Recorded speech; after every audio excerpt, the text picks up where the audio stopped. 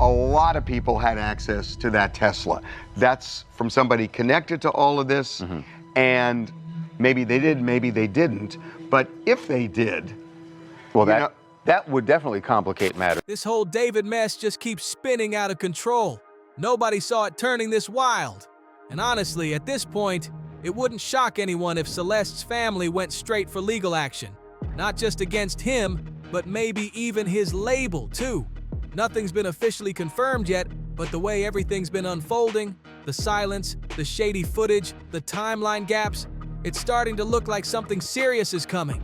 And if it really does, it's not gonna be pretty. David's label, Dark Room Under Interscope, has been playing it way too quiet. No official statements, no real clarification, nothing.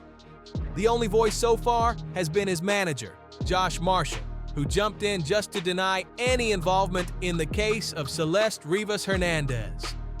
But besides that one weak statement, the silence is deafening. I will say this, there are some things that, and I'm talking physical evidence that was at that house that is, there could have been greater plans as far as getting rid of her, and it's scary, sadistic stuff.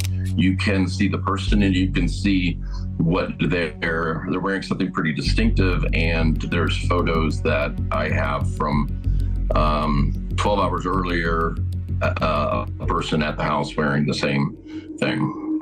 When things reach this level and the label stays zipped, it usually means trouble's brewing behind closed doors. And here's where things get straight up uncomfortable.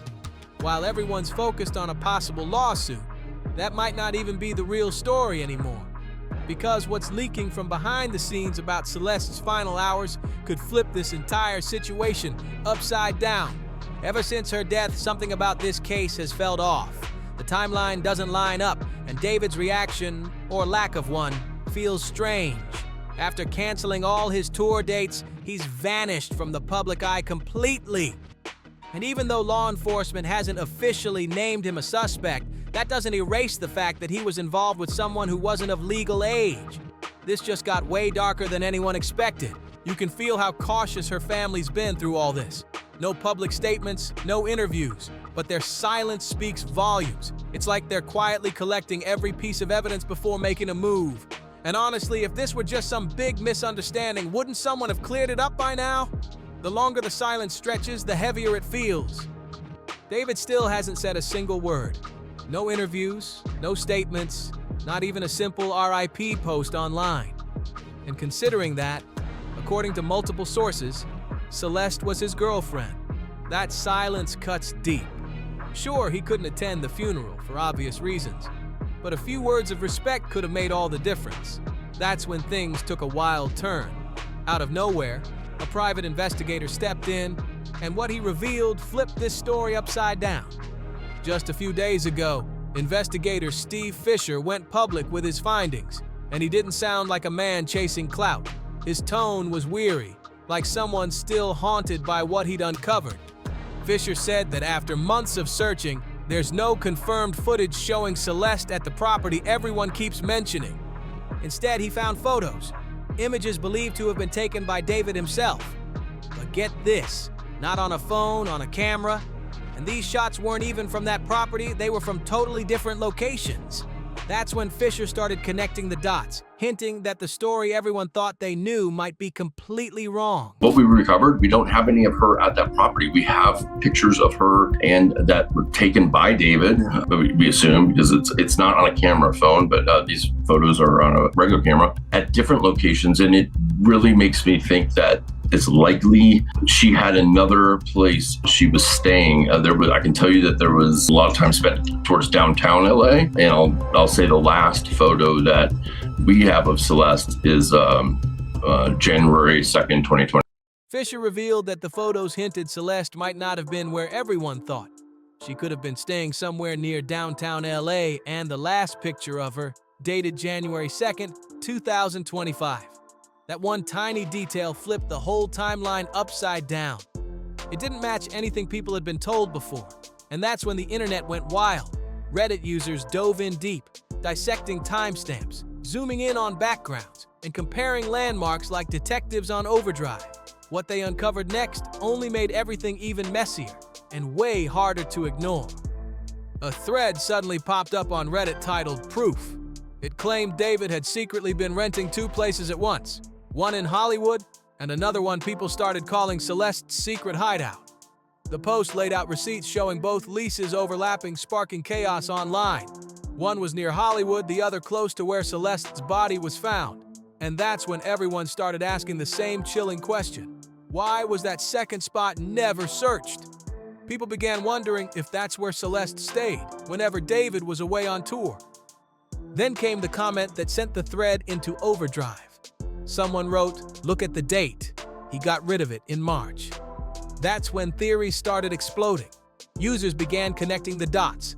Something major might have happened early this year, around January or February. And then suddenly, the property was back up for rent by March. The timing? Way too suspicious, especially right after the last known photo of Celeste dated January 2nd, 2025. Another person pointed out something even creepier. In one of David's own songs, he sings, "Don't run away, I've got a place you can stay." Fans couldn't unhear it after seeing the property details. And while none of this has been officially proven, when you line everything up, those photos dated in January, the house relisted in March, and lyrics that suddenly sound like confessions, it's no wonder people started connecting every single dot. Still, amid all the chaos and speculation, a few facts remain. Authorities haven't ruled Celeste's death a homicide. The medical examiner hasn't released an exact cause, and officially, David isn't labeled a suspect. But the inconsistencies Steve Fisher uncovered are enough to make anyone pause and question what really went down that night. And just when you think the tension can't rise any higher, Steve Fisher began breaking down what he'd seen. And you could almost feel the air shift. Something in his voice made it clear. Whatever he found wasn't just disturbing, it was something no one was ready to hear. Crime 100% happened here. At minimum, it's the concealment of a body, right? So we know somebody did that. Hopefully it's not, a mutilation. Hopefully those initial reports were wrong about her being dismembered. But one thing I have to say, even though I talked about how we found some things that could have meant they had a really twisted plan in place to get rid of her, it never went in motion. So you can't charge somebody for a crime that they may have thought about doing. So, we may never know more about that. Fisher didn't share everything he saw, but he hinted at something dark, what he called a twisted plan. It might have involved tools or steps to get rid of her body. Thankfully, that plan never went through, but the fact that anyone even thought about it is horrifying. Now, this next part didn't come from Fisher. It came from a viewer's theory that's been spreading all over social media. And while it's unconfirmed, it echoes what a lot of people have quietly suspected.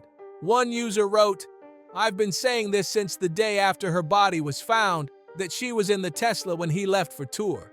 The tour was his alibi." They continued, "The car could have been stolen. Anyone could have moved it. He wasn't even in the state." That theory blew up fast, with tons of people agreeing and calling it the most obvious cover-up they'd ever seen. Another comment went viral, calling it sociopathic levels of stupidity and narcissism, pointing out how he flaunted their relationship in music and online, yet thought hiding her behind hoodies and purses would trick everyone. Even though none of that's been proven, the fact that it feels believable to so many says a lot about how strange this case has become. Now it's not about what's on camera, it's about what's missing. The unanswered questions, the holes in the timeline, the silence no one can explain. And if this ever hits court, and it's starting to look like it might, those missing details could expose everything. And just when it couldn't get more complicated, Celeste's age started raising even more disturbing questions. Some of David's own friends told investigators they had no clue Celeste was underage. They thought she was a 19-year-old college student. She went to USC events, slipped into 21-plus clubs, and blended in like she belonged. Later, police confirmed she had multiple fake IDs, which explained how she got in, but also made everything even sadder. It blurred the line between deception and manipulation. Around that time, reports surfaced that David quietly moved two of his Houston-area homes into a trust under his mom's name. One of them was the same house that got swatted back in September. That fake 911 call that brought cops to his family's doorstep in the middle of the night. maybe it was just estate planning. But to many, it looked like damage control, like he was protecting his money before things got ugly. And that's the thing. The silence around all this feels eerie. In this industry, that kind of quiet never means peace. It means protection. Someone shielding something or someone. If Celeste's family decides to file a lawsuit, the label might get pulled right into it too. Because if they ignored red flags or stayed silent, that's not just bad PR, that's negligence. And no glossy statement can clean that up now. People aren't even angry anymore, they're just drained. Every new update reopens the wound. And when it comes to David, the truth is harsh. Once your name is tied to something this dark, the music just stops meaning the same thing. The lyrics that once felt emotional now sound unsettling. Every song feels haunted by what's happened.